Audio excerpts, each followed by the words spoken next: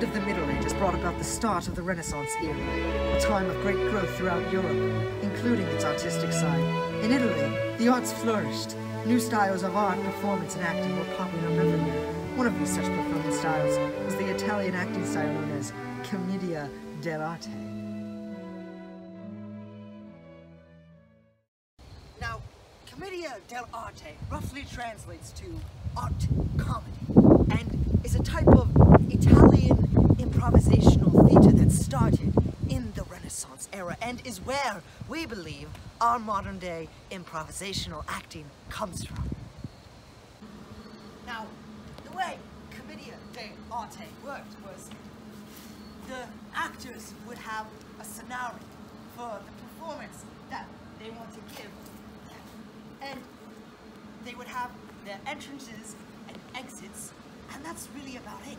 The scenario, the entrances, the exits, their characters, and from there they would improv the entire show as they saw fit.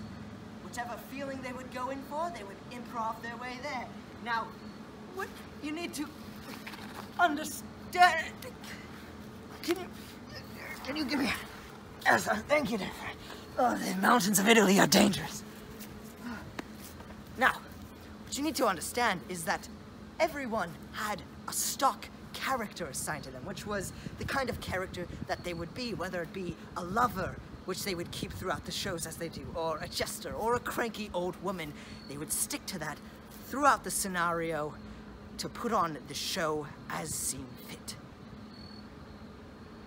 Now, when the actors and the troops would perform in the style of Commedie Dell'arte, they would use very minimal staging.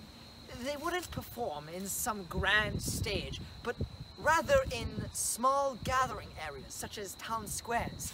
And they wouldn't use big backdrops and props, but they would rather use pantomime and their acting skills to tell the audience where they are and what they are doing. Now, it was very rare that they would perform elsewhere, but wealthy individuals would sometimes commission these actors to go and perform maybe at their house or somewhere else with other wealthy families to watch.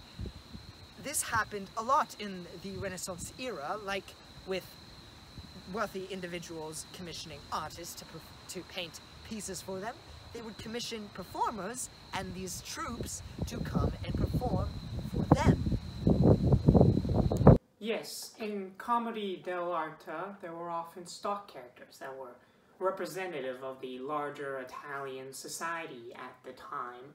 For example, one of my favorites was known as the Pulcinella, who was often the melancholic dreamer and could be found with a wooden spoon and macaroni in his hands.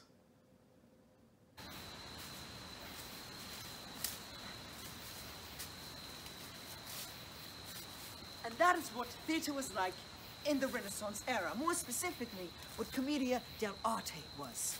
Thank you for watching, and tune in next time for more theater history here on Theater History.